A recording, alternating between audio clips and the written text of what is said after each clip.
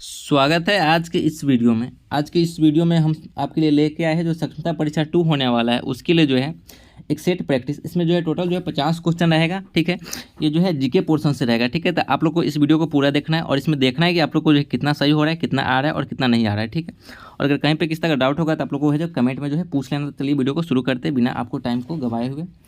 तो पहला क्वेश्चन है, निम्न में से कौन सा मूल अधिकार केवल भारतीय नागरिकों को ही प्राप्त है? ऑप्शन है अनुच्छेद 15 में प्रदत्त मूल अधिकार, ऑप्शन बी है अनुच्छेद 16 में प्रदत्त मूल अधिकार, ऑप्शन सी है अनुच्छेद 19 में प्रदत्त मूल अधिकार और ऑप्शन डी है उपयुक्त सभी।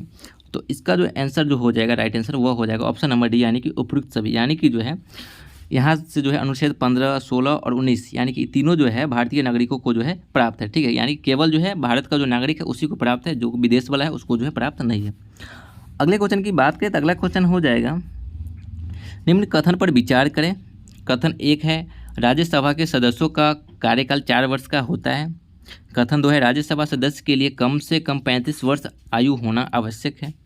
और कथन 3 है राज्यसभा अस्थायी सदन है लेकिन इसके तहत 1/4 सदस्य प्रति दूसरे वर्ष पद मुक्त हो जाते हैं। इसका जो ऑप्शन हो जाएगा वो हो जाएगा केवल 1, ऑप्शन बी हो जाएगा केवल 2, ऑप्शन सी हो जाएगा केवल 1 और 2 और ऑप्शन डी हो जाएगा उपयुक्त सभी। तो इसका भी जो आंसर हो जाएगा वो हो जाएगा उपयुक्त सभी, यानी कि जो तीनों कथन जो है इस पर जो है सही है। अगले क्वेश्चन की बात करें तो अगला क्वेश्चन हो जाएगा, धन विधेयक को राज्यसभा अधिकतम कितने दिनों तक रोक सकती है? ऑप्शन ए है 14 दिन, ऑप्शन बी है 30 दिन, ऑप्शन बी है 60 दिन और ऑप्शन डी है 90 दिन। तो जो धन विधेयक को जो है राज्यसभा जो है अधिकतम जो है 14 दिन तक ही रोक सकती है। ठीक है, उससे ज़्यादा दिन तक जो है उसको रोकने का जो अधिकार है वो नहीं है। अगले क्वेश्चन की बात करें तो अगला क्वेश्चन हो जाएगा, कोई व्यक्ति उच्च न्यायालय का न्यायाधीश नियुक्त होने का पात्र होगा जब वह, कथन 1 है भारत राज्य क्षेत्र में कम से कम 10 वर्षों तक न्यायी पद धारण किया हो या लगातार 10 वर्ष तक उच्च न्यायालय का न्यायालयों में अधिवक्ता रहा हो। दूसरा हो जाएगा उसकी आयु कम से कम 35 वर्ष हो। और उसके बाद जो है उपयुक्त कथन में कौन सा सही है? तो इसका जो ऑप्शन है वह 1 है, यानी कि केवल 1, ऑप्शन बी है केवल 2, ऑप्शन सी है केवल 1 और दोनों और ऑप्शन डी है न तो 1 और न तो 2। तो इसका जो सही आंसर हो जाएगा वो हो जाएगा ऑप्शन नंबर ए, यानी कि केवल 1 जो है इसका जो है सही आंसर है। यानी कि भारत राज्य क्षेत्र में जो है कम से कम जो है 10 वर्षों तक जो है न्यायिक पद धारण किया हो या लगातार 10 वर्ष तक जो है उच्च न्यायालय या न्यायालयों में अधिवक्ता रहा हो। अगले क्वेश्चन की बात करें तो अगला क्वेश्चन हो जाएगा, वित्तीय आपात उद्घोषणा का अनुमोदन करने वाले संकल्प प्रदान के दोनों सदनों द्वारा कितने माह के भीतर होना चाहिए? ऑप्शन ए है 1 माह, ऑप्शन बी है 3 माह, ऑप्शन सी है 2 माह और ऑप्शन डी है 6 माह। इसका जो सही आंसर हो जाएगा वो हो जाएगा ऑप्शन नंबर यानी कि सी, यानी कि 2 माह। अगले क्वेश्चन की बात करें यानी कि 2 महीना हो जाएगा इसका आंसर। अगले क्वेश्चन की बात करें तो अगला क्वेश्चन हो जाएगा, भारत में पहली बार केंद्र सरकार के विरुद्ध लोकसभा में अविश्वास प्रस्ताव कब लाया गया? ऑप्शन ए है 1962 ईस्वी में, ऑप्शन बी है 1963 ईस्वी में, ऑप्शन सी है 1964 ईस्वी में और ऑप्शन डी है 1961 ईस्वी में। तो इसका जो सही आंसर हो जाएगा वो हो जाएगा ऑप्शन नंबर बी, यानी कि 1963 ईस्वी में। अगले क्वेश्चन की बात करें तो अगला क्वेश्चन हो जाएगा, राज्य के नीति निर्देशक तत्वों के परिवर्तन के लिए किस अनुच्छेद में उपबंध किया गया है? ऑप्शन ए है अनुच्छेद 37, ऑप्शन बी है अनुच्छेद 38, ऑप्शन सी है अनुच्छेद 39 और ऑप्शन डी इनमें से कोई नहीं। तो इसका जो सही आंसर हो जाएगा वो हो जाएगा ऑप्शन नंबर ए, यानी कि अनुच्छेद 37 में जो है नीति निर्देशक तत्वों का जो है परिवर्तन के लिए जो है उपबंध जो है किया गया है। अगले क्वेश्चन की बात करें तो अगला क्वेश्चन हो जाएगा, चिलाया समिति का गठन किस वर्ष किया गया था? ऑप्शन ए है 1987 ईस्वी में, ऑप्शन बी 1951 ईस्वी में, ऑप्शन सी 1992 ईस्वी में और ऑप्शन डी 1998 ईस्वी में। तो इसका जो सही आंसर हो जाएगा वो हो जाएगा ऑप्शन नंबर बी, यानी कि 1991 ईस्वी में जो है चिलाया समिति का जो है गठन किया गया था। अगले क्वेश्चन की बात करें तो अगला क्वेश्चन हो जाएगा, निम्न में से किस क्रांति का संबंध कोको उत्पादन या चमड़ा उत्पादन से है? ऑप्शन ए भूरी क्रांति, ऑप्शन बी है काली क्रांति, ऑप्शन सी है धूसर क्रांति और ऑप्शन डी है गोल्डन क्रांति। तो इसका जो सही आंसर हो जाएगा वो हो जाएगा ऑप्शन नंबर ए, यानी कि भूरी क्रांति। अगले क्वेश्चन की बात करें तो अगला क्वेश्चन हो जाएगा, एक धन जो आसानी से विदेश से आता है लेकिन आसानी से चला जाता है, इसे इस प्रकार से जाना जाता है। Option A hard money, option B है सॉफ्ट मनी, ऑप्शन सी है चीफ मनी और ऑप्शन डी है हॉट मनी। तो इसका जो सही आंसर हो जाएगा वो हो जाएगा ऑप्शन नंबर डी, यानी कि इसे जो है हॉट मनी के नाम से जो है जाना जाता है।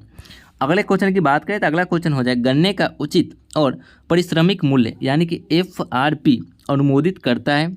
ऑप्शन है आर्थिक मामलों पर कैबिनेट समिति, ऑप्शन बी है कृषि लागत और कीमतों के लिए उप आयोग, ऑप्शन सी विपणन और निरीक्षण निर्देशालय कृषि मंत्रालय और ऑप्शन डी है कृषि उपज मंडी समिति। तो इसका जो सही आंसर हो जाएगा वो हो जाएगा ऑप्शन नंबर ए, यानी कि आर्थिक मामलों पर जो है कैबिनेट समिति।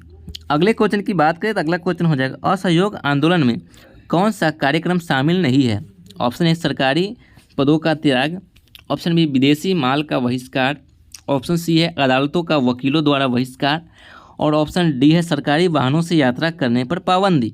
तो इसका जो सही आंसर हो जाएगा वो हो जाएगा ऑप्शन नंबर डी, यानी कि सरकारी वाहनों से यात्रा करने पर पाबंदी जो है असहयोग आंदोलन में जो है शामिल नहीं था। अगले क्वेश्चन की बात करें तो अगला क्वेश्चन हो जाएगा दांडी मार्च की समाप्ति किस तिथि को हुई थी। ऑप्शन ए है 30 मार्च 1930, ऑप्शन बी है 12 मार्च 1930, ऑप्शन सी है 6 अप्रैल 1930 और ऑप्शन ए डी है 5 अप्रैल 1930। तो इसका जो सही आंसर हो जाएगा वो हो जाएगा ऑप्शन नंबर ए, यानी कि 6 अप्रैल 1930 को जो है इसका जो है समाप्ति जो है हुआ था। अगले क्वेश्चन की बात करें तो अगला क्वेश्चन हो जाएगा गांधी के जीवन काल में घटी निम्न घटनाओं का कालक्रम सही नहीं है। ऑप्शन है चौरी चौरक घटना, ये जो है 5 फरवरी 1922 को, ऑप्शन बी है द्वितीय गोलमेज सम्मेलन यानी कि 7 दिसंबर 1931, ऑप्शन सी है पूना समझौता 24 सितंबर 1932 और ऑप्शन डी है भारत छोड़ो आंदोलन 23 मार्च 1942। इसका जो सही आंसर हो जाएगा वो हो जाएगा ऑप्शन नंबर ए, यानी कि 23 मार्च 1942 और भारत छोड़ो आंदोलन। अगले क्वेश्चन की बात करें तो अगला क्वेश्चन हो जाएगा आज़ाद हिंद फौज के साथ सुभाष चंद्र बोस ने सिंगापुर में स्वतंत्र भारत की अस्थायी सरकार का गठन कब किया। ऑप्शन ए 16 अक्टूबर 1943, ऑप्शन बी है 21 अक्टूबर 1943, ऑप्शन सी है 6 नवंबर 1943 और ऑप्शन डी है इनमें से कोई नहीं। तो इसका जो सही आंसर हो जाएगा वो हो जाएगा ऑप्शन नंबर बी, यानी कि 21 अक्टूबर 1943। अगले क्वेश्चन की बात करें तो अगला क्वेश्चन हो जाएगा सती प्रथा का उन्मूलन किया गया। ऑप्शन है 1828 के नियम 12 के द्वारा, ऑप्शन बी है 1829 के नियम 17 के द्वारा, ऑप्शन सी 1828 के नियम 17 के द्वारा और ऑप्शन डी है 1829 के नियम 12 के द्वारा। तो इसका जो सही आंसर हो जाएगा वह हो जाएगा ऑप्शन नंबर बी, यानी कि 1829 के नियम 17 के द्वारा जो है सती प्रथा का जो है उन्मूलन जो है किया गया। अगले क्वेश्चन की बात करें तो अगला क्वेश्चन हो जाएगा बहावियों के विद्रोह को कुचलने का श्रेय किस गवर्नर जनरल को जाता है। ऑप्शन है लॉर्ड हार्डिंग प्रथम, ऑप्शन बी लॉर्ड एल्गिन प्रथम, option C sir John Lawrence और ऑप्शन डी है लॉर्ड नॉर्थबुक। तो इसका जो सही आंसर हो जाएगा वो हो जाएगा ऑप्शन नंबर बी, यानी कि लॉर्ड एल्गिन प्रथम। अगले क्वेश्चन की बात करें तो अगला क्वेश्चन हो जाएगा त्रिपक्षीय संघर्ष में निम्न में से कौन सा राजवंश शामिल नहीं था। Option A Pala, option B है राष्ट्रकूट, ऑप्शन सी है पल्लव और ऑप्शन डी है प्रतिहार। तो इसका जो सही आंसर हो जाएगा वो हो जाएगा ऑप्शन नंबर सी, यानी कि पल्लव। अगले क्वेश्चन की बात करें तो अगला क्वेश्चन हो जाएगा सिंधु घाटी सभ्यता के अंतर्गत शवों को दफनाने के अवशेष मिले हैं, इसमें शवों के सिर किस दिशा में रखे मिले हैं। ऑप्शन ए है उत्तर, ऑप्शन बी है दक्षिण, ऑप्शन सी है पूरब और ऑप्शन डी है पश्चिम। तो इसका जो सही आंसर हो जाएगा वो हो जाएगा ऑप्शन नंबर ए, यानी कि उत्तर दिशा में जो है जो सिंधु घाटी सभ्यता में जो है यानी कि उसके अंतर्गत जो है शवों, यानी कि शवों मतलब होता है लाश, ठीक है, उसको जो दफनाने का जो अवशेष जो है उसमें जो उसका जो सर जो है वो उत्तर दिशा में जो है रखे हुए मिले हैं। अगले क्वेश्चन की बात करें तो अगला क्वेश्चन हो जाएगा किस बौद्ध संगीति में बौद्ध धर्म का 2 संप्रदायों में विभाजन हो गया था। ऑप्शन ए है प्रथम, ऑप्शन बी है द्वितीय, ऑप्शन सी है तृतीय और ऑप्शन डी है चतुर्थ। तो इसका जो सही आंसर हो जाएगा वो हो जाएगा ऑप्शन नंबर डी, यानी कि चतुर्थ। अगले क्वेश्चन की बात करें तो अगला क्वेश्चन हो जाएगा महावीर स्वामी को किस नदी के तट पर कैवल्य की प्राप्ति हुई। ऑप्शन ए है निरंजना, ऑप्शन ए है पुनपुन, ऑप्शन सी है ऋजुपालिका और ऑप्शन डी है भागीरथी। तो इसका जो सही आंसर हो जाएगा वो हो जाएगा ऑप्शन नंबर यानी कि सी, यानी कि ऋजुपालिका नदी के तट पर जो है स्वामी यानी कि महावीर स्वामी का जो है कैवल्य जो है प्राप्त हुआ था। अगले क्वेश्चन की बात करें तो अगला क्वेश्चन है आजीवक संप्रदाय के संस्थापक निम्न में से कौन है। ऑप्शन ए है कच्चायन, ऑप्शन बी है संजय बेलन टीपुत्र, ऑप्शन सी है मक्खलीपुत्र और ऑप्शन डी है पूरन कश्यप। तो इसका जो सही आंसर हो जाएगा वो हो जाएगा ऑप्शन नंबर यानी कि सी यानी कि मक्खली पुत्र। अगले क्वेश्चन की बात करें तो अगला क्वेश्चन हो जाएगा किस मुगल शासक के शासनकाल को स्थापत्य कला का स्वर्णिम काल कहा जाता है? ऑप्शन ए है जहांगीर, ऑप्शन बी है अकबर, ऑप्शन सी है शाहजहां और ऑप्शन डी है औरंगजेब। तो इसका जो सही आंसर हो जाएगा वो हो जाएगा ऑप्शन नंबर सी यानी कि शाहजहां। अगले क्वेश्चन की बात करें तो अगला क्वेश्चन हो जाएगा मुगल काल में मुहतसिब कौन था? ऑप्शन ए सेन अधिकारी, ऑप्शन बी है पत्राचार विभाग प्रमुख, ऑप्शन सी है राजस्व अधिकारी और ऑप्शन डी है आचरण अधिकारी। तो इसका जो सही आंसर हो जाएगा वो हो जाएगा ऑप्शन नंबर डी यानी कि आचरण अधिकारी। अगले क्वेश्चन की बात करें तो अगला क्वेश्चन हो जाएगा दीवान ए अर्ज किस विभाग से संबंधित था?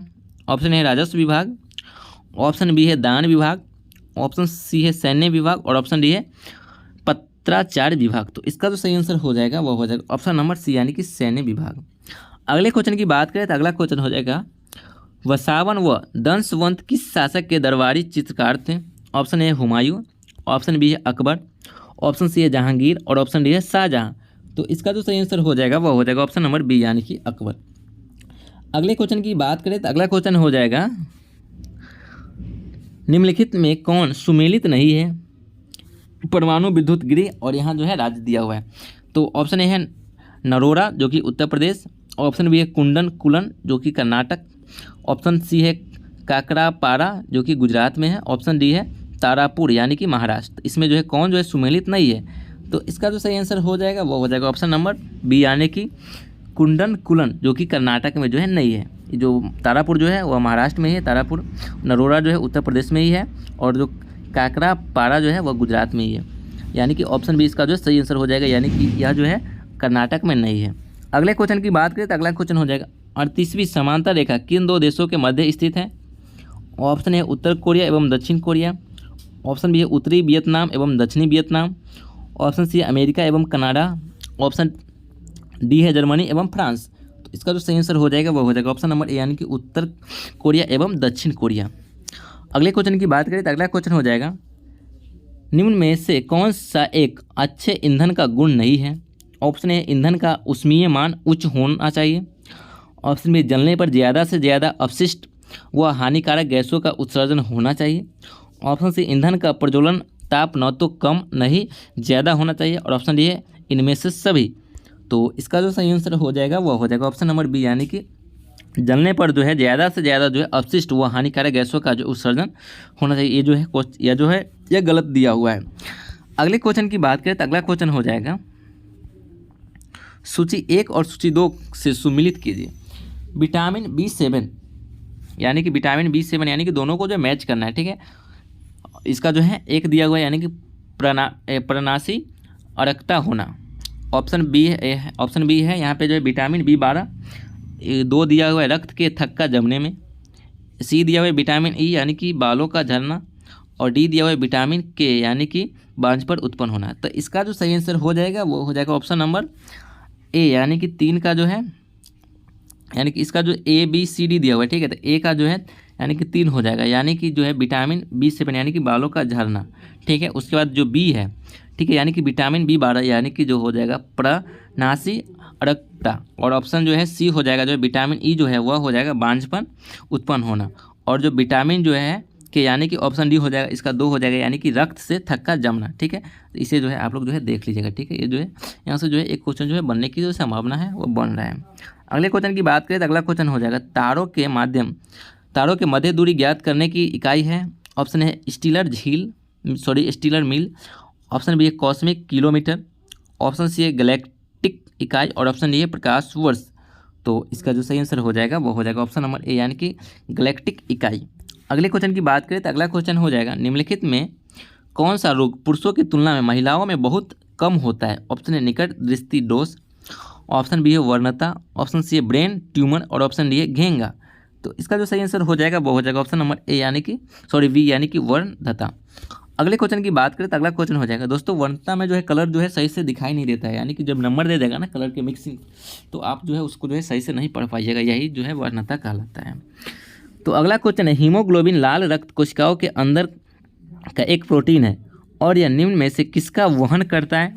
ऑप्शन है ऑक्सीजन का, ऑप्शन बी है कार्बन डाइऑक्साइड, ऑप्शन सी है नाइट्रोजन और ऑप्शन डी है हाइड्रोजन। तो इसका जो सही आंसर हो जाएगा वो हो जाएगा ऑप्शन नंबर ए, यानी कि ऑक्सीजन का जो है इधर से उधर करता है, यानी कि इधर उधर करने में जो हीमोग्लोबिन जो है ऑक्सीजन को करता है।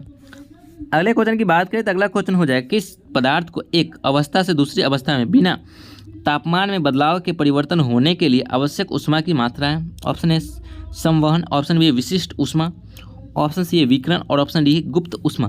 तो इसका जो सही आंसर हो जाएगा वो हो जाएगा ऑप्शन नंबर डी, यानी कि गुप्त ऊष्मा। अगले क्वेश्चन की बात करें तो अगला क्वेश्चन हो जाएगा निम्नलिखित कोशिका अंगों में से किस में न्यूक्लिक अम्ल नहीं पाया जाता है। ऑप्शन ए हो जाएगा केंद्रिका, ऑप्शन बी है हरित लवक, ऑप्शन सी है राइबोसोम और ऑप्शन डी है जीव द्रव्य। तो इसका जो सही आंसर हो जाएगा वो हो जाएगा ऑप्शन नंबर ए, यानी कि जीव द्रव्य। अगले क्वेश्चन की बात करें तो अगला क्वेश्चन हो जाएगा निम्न में से कौन सा विटामिन ए का अच्छा स्रोत नहीं है। ऑप्शन ए मछली का तेल, ऑप्शन बी है पालक, ऑप्शन सी है जंतुओं के यकृत एवं गुर्दे और ऑप्शन डी हो जाएगा आम। तो इसका जो सही आंसर हो जाएगा वो हो जाएगा ऑप्शन नंबर सी, यानी कि जंतुओं के यकृत एवं गुर्दे। अगले क्वेश्चन की बात करें तो अगला क्वेश्चन हो जाएगा, ये भी जो है मैचिंग दिया हुआ है, ठीक है। तो इसको अभी जो है मैं आप लोग जो वीडियो पॉज करके जो पहले देख लीजिएगा, ठीक है। इसका जो हम डायरेक्ट जो है मैचिंग करा देते हैं, तो आप लोग इसको जो है देख लीजिएगा। तो इसका जो सही आंसर हो जाएगा वह हो जाएगा ऑप्शन नंबर बी, यानी कि इसका जो सही आंसर हो जाएगा, यानी कि हो जाएगा ए का जो हो जाएगा, यानी कि प्रतिरोध का जो यूनिट होता है, ठीक है, वो होता है ओम, यानी कि 4 इसका हो जाएगा। उसके बाद जो है ऑप्शन बी, यानी कि विद्युत प्रवाह, यानी कि बी का जो सही आंसर हो जाएगा वो हो जाएगा 1, यानी कि विद्युत प्रवाह का जो हो जाएगा वो हो जाएगा एम्पियर। अगले की बात करें तो अगला है बल, यानी कि सी, यानी कि बल का क्या होता है तो वो न्यूटन होता है, तो आप लोग को भी पता है। तो यानी कि सी का जो हो जाएगा 2 और बच गया पावर का वाट होता है, यानी कि इसका जो हो जाएगा 3। तो इसको जो है आप लोग जरूर देख लीजिएगा। अगले क्वेश्चन की बात करें तो अगला क्वेश्चन हो जाएगा धातुओं में सबसे कम घनत्व वाला तत्व होता है या कौन ऐसा है। ऑप्शन है सोडियम, ऑप्शन बी है लिथियम, ऑप्शन सी है पारा और ऑप्शन डी है कॉपर। तो इसका जो सही आंसर हो जाएगा वो हो जाएगा ऑप्शन नंबर बी, यानी कि लिथियम। अगले क्वेश्चन की बात करें तो अगला क्वेश्चन हो जाएगा प्राकृतिक रबर के बारे में निम्न में से कौन सा कथन सही है। ऑप्शन है यह एक प्राकृतिक बहुलक है और इसमें लोचदार गुण होते हैं। ऑप्शन बी यह एक कृत्रिम बहुलक है और इसमें जो है लोचदार गुण होते हैं। ऑप्शन सी यह एक बहुलक नहीं है और इसमें जो है लोचदार गुण होते हैं। और ऑप्शन डी यह एक प्राकृतिक बहुलक है लेकिन इसमें लोचदार गुण नहीं होते हैं। तो इसका जो सही आंसर हो जाएगा वो हो जाएगा ऑप्शन नंबर ए, यानी कि यह एक प्राकृतिक बहुलक है और इसमें जो है लोचदार गुण होते हैं। अगले क्वेश्चन की बात करें तो अगला क्वेश्चन हो जाए किस तत्व का रासायनिक गुण निम्न में से कौन तय करता है। ऑप्शन ए प्रोटीन की संख्या, ऑप्शन बी न्यूट्रॉन की संख्या, ऑप्शन सी इलेक्ट्रॉन की संख्या और ऑप्शन डी उपयुक्त में से सभी। तो इसका जो सही आंसर हो जाएगा वो हो जाएगा ऑप्शन नंबर सी, यानी कि इलेक्ट्रॉन की संख्या। अगले क्वेश्चन की बात करें तो अगला क्वेश्चन हो जाएगा देवप्रयाग किस नदियों के संगम पर स्थित है। Option A Bhagirathi, option B Alaknanda, option C है गंगा, ऑप्शन डी है अलकनंदा मंदाकिनी। तो इसका सही आंसर हो जाएगा वो हो जाएगा ऑप्शन नंबर ए, यानी कि जो देवप्रयाग है वो भागीरथी और अलकनंदा के जो है नदियों के संगम पर जो स्थित। संगम मतलब आप लोग समझते हैं जब दो नदियाँ एक साथ मिलती है, ठीक है, तो उसको संगम बोला जाता है। अगले क्वेश्चन की बात करें तो अगला क्वेश्चन हो जाएगा निम्नलिखित में किस राज्य से कर्क रेखा बीचों बीच गुजरती है। Option A Chhattisgarh, option B है झारखंड, ऑप्शन सी है मध्य प्रदेश और ऑप्शन डी है पश्चिम बंगाल। तो इसका जो सही आंसर हो जाएगा वो हो जाएगा ऑप्शन नंबर सी, यानी कि मध्य प्रदेश राज्य से जो है कर्क रेखा जो है बीचों बीच गुजरती है। अगले क्वेश्चन की बात करें तो अगला क्वेश्चन हो जाएगा निम्नलिखित में कहाँ सर्वाधिक जैव विविधता पाई जाती है। ऑप्शन है सवाना घास स्थल, ऑप्शन बी है टुंड्रा बायोम, ऑप्शन सी उष्णकटिबंधीय वर्षा वन और ऑप्शन डी है मैंग्रोव वन। तो इसका जो सही आंसर हो जाएगा वह हो जाएगा ऑप्शन नंबर सी, यानी कि उष्णकटिबंधीय वर्षा वन। अगले क्वेश्चन की बात करें तो अगला क्वेश्चन हो जाएगा निम्नलिखित में कौन सुमेलित नहीं है।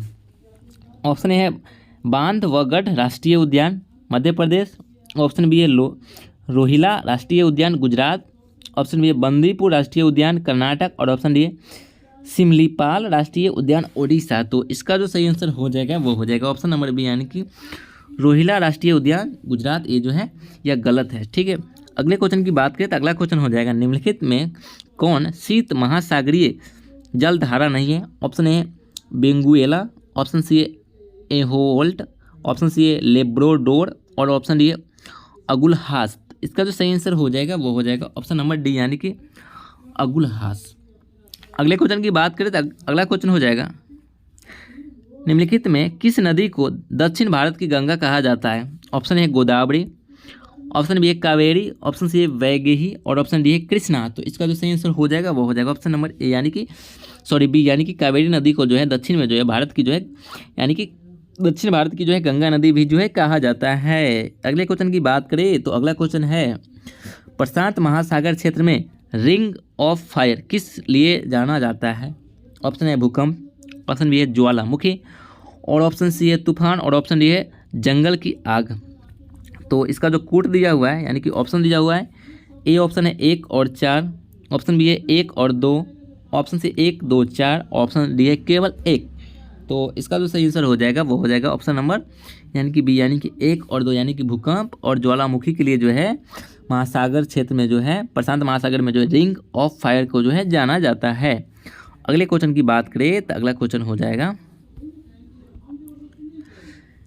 निम्नलिखित में कौन सही सुमेलित नहीं है। यहाँ दे दिया है ए यानी कि तकला मकान चीन, ऑप्शन बी है थार भारत, ऑप्शन सी है आटाकामा चिली, ऑप्शन डी है गिब्सन अफ्रीका।